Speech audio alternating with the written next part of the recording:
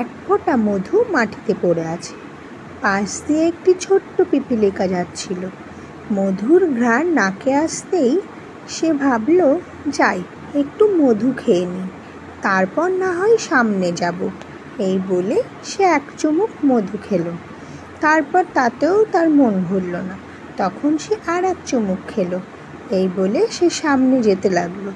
যেতে যেতে তার ঠোঁটে লেগে থাকা মধু সে চাটতে লাগলো এবং ভাবল, যাই আরও একটু মধু না হয় খেয়েই আসি।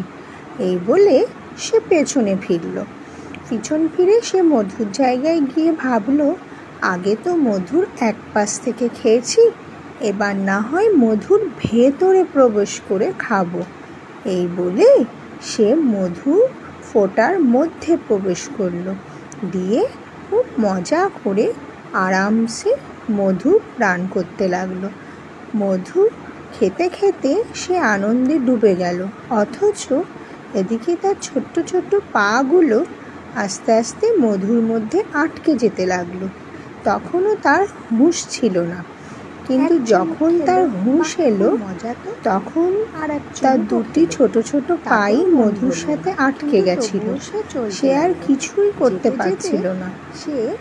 তখন তার সেই মধু থেকে